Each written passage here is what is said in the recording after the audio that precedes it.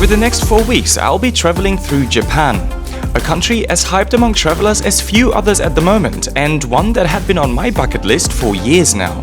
I'll be traveling all around the southern main island, hitting the tourist must-sees like Osaka and Kyoto, hide away in the Japanese mountains, explore the biggest city in the world, and visit lesser-known places like Himeji and Fukuoka, before finishing off at the stunningly tropical paradise that is Okinawa. And while Japan is an incredible country, I'll raise the question whether it's still worth to visit the land of the rising sun these days. So let's buckle up and explore Japan.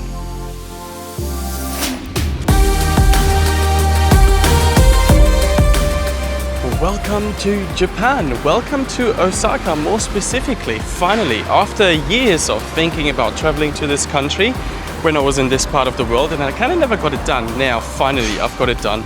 I landed in Japan. Now we're in Osaka. Osaka city has about 2.74 million people, and the prefecture of Osaka has 8.8 million people, which makes it the third most populated prefecture in all of Japan, just after Tokyo and Kanagawa. And now it's time to finally explore Osaka for the next 48 hours, and we start off with the Osaka Castle, which is right behind me, and apparently it's one of the biggest landmarks that you can kind of visit, or historically biggest landmarks you can kind of visit in Japan, and I'm quite excited.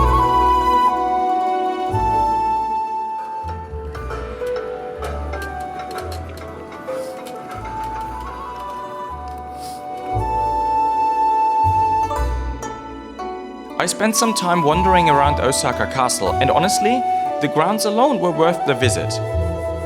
The moat, the stone walls, the sheer scale of it all. Despite the masses of tourists, it felt surprisingly peaceful. Alright, we keep on exploring Osaka. Now I've made it to Shinsekai, which is a neighborhood in Osaka that's known to be super quirky, with a lot of little kind of gambling halls and just like a freaky space with a lot of street food, a lot of restaurants as well. And that's just right behind me. So let's have a little look inside and see what quirky stuff we can find. Well, it's not very hard to find out where the biggest photo spot in Shinsekai is, and that is this one, with this street being totally in line with the Tsudenkaku Tower. As you can see, everybody's doing photos here. I of course did my photo too, I just had to, I guess. But then if we just keep wandering around, then one of the things that you find here is kushikatsu, these deep fried skewers. So they have them absolutely everywhere. But this is not the only thing. So yeah, you find your deep fried skewers here as for food, but then also there's like these weird little gambling halls and stuff. So there's one here. A lot of things like revolve around shooting. There's some guns there. There's just some, you know, some kind of gambling machines here. The little pig kraken thing. I don't know what they're called in English. And there's another shooting hall here.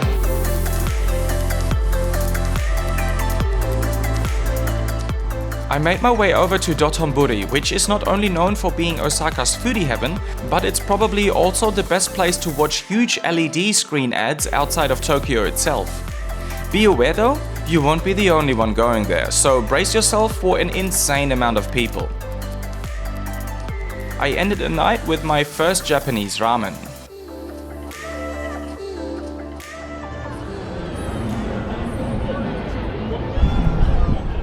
Right, it's another day in Japan, and I'm still in Osaka, and I'm actually on the biggest wooden man-made structure there is in the world, and this is because the Expo 2025 that's currently on in Osaka. And I've been really lucky because my friend Fabio, who I met traveling in Seoul like 4 weeks ago, he's here at the same time, and he's been invited by the Peruvian Pavilion to check out, well, the Peruvian Pavilion, but also the Expo itself. And he had one spare ticket, and yeah, well, he invited me to come along, so I'm gonna piggyback on his kind of Insta fame. This is what got him the invitation, and we're gonna check out the Expo 2025 in Osaka, so let's go and see what it has to offer. Ah, nice. Do you want to walk around? Like, I don't need to. Thanks to some fast-track passes, we got to see about 7 or 8 pavilions that day. It was my second time visiting an expo, and while it's interesting for sure, it's honestly a bit of a waste of time and money if you go there only one day and get to wait in line for half of that day. fast tracking all the lines. That was great, but this is the best street of the day for sure. Like, so hungry.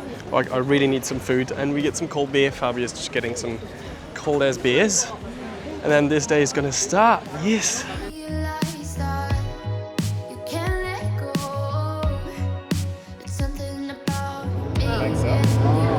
Oh, they link up. So that's cool.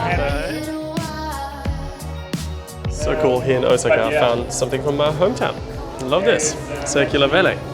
So we're believing that all of this is the queue for the US pavilion, which is there. And then this is the bloody queue. That means you're in line for like a solid... There is more queue inside. Yeah. That is 2-3 hours. Only to see the US pavilion. Sick. Yeah, that's crazy. So, no, I wouldn't do it. Things that you're not allowed to do here on the Expo territory area, that is a whole lot of things that you're not allowed to do. That's crazy. After a long and brutally hot Expo day, it was time to say goodbye to Fabio, who by the time I edit this video is probably crossing the US in his little Fiat. I ended the day on another Japanese specialty, okonomiyaki, which are Japanese kale pancakes. Alright, another day in Japan, day 3 in Japan, and also my leaving day in Osaka. To be honest, I haven't really checked out Osaka as much as I wanted, and not as long as I wanted. Anyways, my next stop now is the city of Nara, which is one of the former capitals of Japan. So Japan has quite a few former capitals actually, but nowadays it's more known to be the city where they have the deer in the park that bow in order to get food. So let's check that out. And Nara is conveniently placed only about 50 minutes from here with public transport. So as soon as I found my metro station, we're on the way. Okay, so you would think you actually have to go deep into the park to find the deer, but apparently they're smart enough. They have figured out where the deer crackers are sold, or deer biscuits.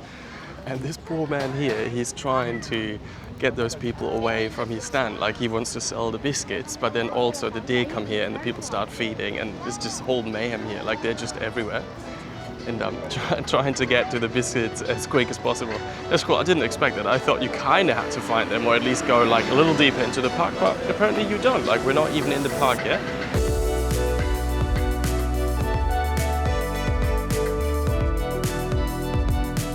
Is the Nara deer experience totally overhyped for what it is? Absolutely. Did I still enjoy it and also the people watching part of it? For sure.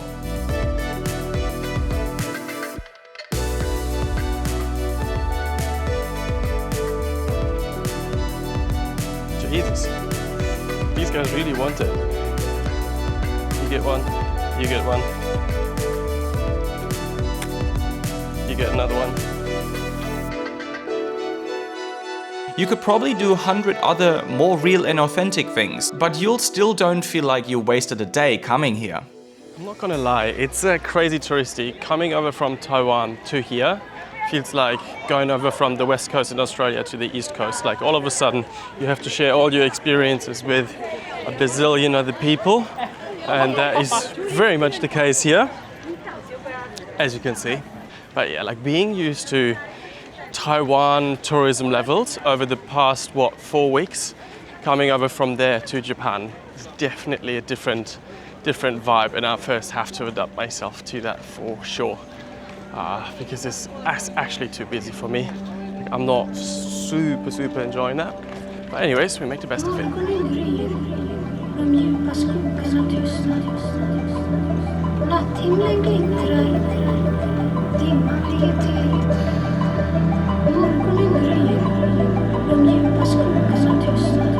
This is more like it.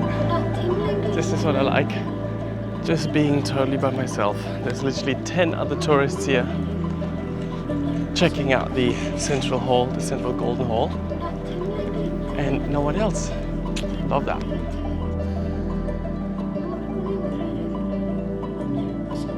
And then it was time for another short ride on the train to go to my next destination, Kyoto. And now I'm trying to find some food, which always has to be in a backpacker's budget and stuff. And my hostel, which is the Hana hostel, they recommended 2 places to eat, and one of them I'm gonna check out now and gonna grab some food, and after that probably check out the area of Gion, which is this old geisha district, which apparently is super nice and illuminated at night as well. Righto, got my food here. So this was just about 1100 yen, which is like 6 euros or something like that. Let's dig into this. 12 gyozas, some rice, and some miso soup. And my hostel receptionist told me that this is like the best miso soup ever. So let's dig into this.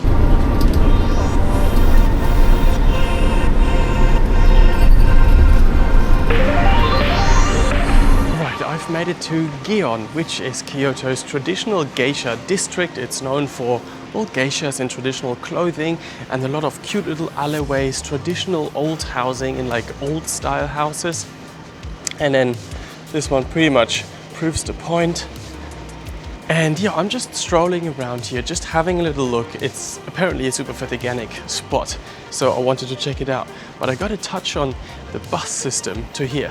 For a country that is so technologically advanced and so well developed, but also known for being kind of notoriously crowded, having a bus system in where you only have one exit and one entrance totally makes no sense for me. Like, that was the most crowded but kind of unnecessarily crowded bus experience I've ever had. People are just kind of get shoved through because when they're sitting at the very back, they want to get out of the bus. They have to come to the very front of the bus, and so they have to squeeze past everyone.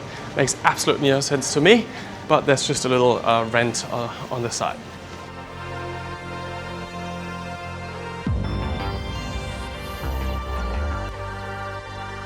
Walking through Gion felt like stepping straight into another time. The narrow wooden streets, the soft glow of lanterns, and the quiet rhythm of footsteps on old stone paths. It all felt incredibly atmospheric. Next to Gion is the Shijo Bridge crossing the Camel River. Its banks usually fill with people during dusk, and for the first time I got a glimpse of the more relaxed side of Japan. Before I was gonna meet up with some people from the Hostel World app at the bridge, I quickly checked out the Osaka shrine. Standing in the center of Kyoto since the 7th century, you enter this shrine through vivid orange gates, greeted by plenty of lanterns and of course surrounded by many other tourists. It's also the birthplace of Kyoto's oldest festival, the Gion Matsuri Festival.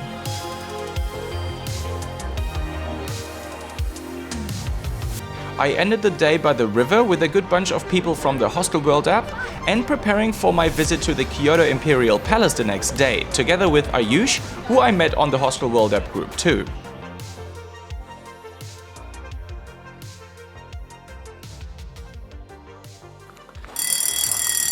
Dude.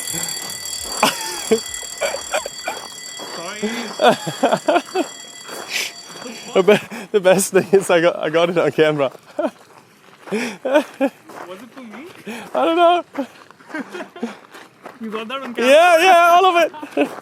Moisture thing, right? This is so good. Did you see that some people have it here? They have like little electric fans. It's crazy. I saw it at the mall. So there are a bunch of them. Like there's one which is the regular one you hold in hand.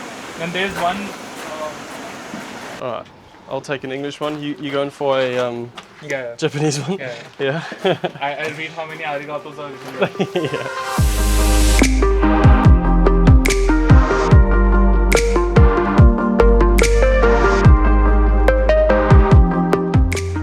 Cool as well is they have a lot of English description, which you don't always find in East Asian countries. There's a whole lot of that in English. That's great. It's kind of so hard to believe that this place is actually just admission free. Like for everything else, like the tiniest little temple, you have to pay, but you don't have to pay for this. It's crazy. Visiting the Kyoto Imperial Palace was probably the best value for money activity I did in Kyoto.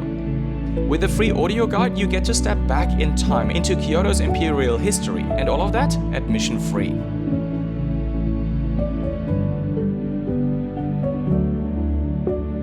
Alright, let's go. Let's do the most touristy thing you can do in Kyoto, which is Fushimi Inari Taisha, which is this, well, shrine at the top of a mountain.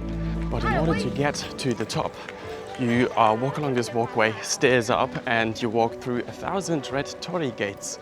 And this is pretty much what this place is super famous for. It's probably one of the biggest kind of Instagram locations you can go to if you're in Japan. And hence the people kind of gives away the popularity of this place. And there's literally no time to see this place during daylight when it's not crowded. So apparently this is like the most crowded place ever if you go here, you know, like midday. But even if you go just before sunset, which I'm trying to do, or you go just before sunrise even, there's people here. So yeah, there's pretty much no way on earth you can see this place just by itself without a bazillion other people. Anyways, we're trying, eh? This shrine is probably one of Japan's most famous landmarks. While often called the 1,000 torii gates, the actual number of the gates is probably more like 10,000 torii gates, each and every one of them donated by worshippers. Once I passed the huge crowds at the beginning and made my way further up the hill, it became a beautiful and serene experience to end the day with, before jumping right into the next tourist highlight the next day, the Nishiki Market.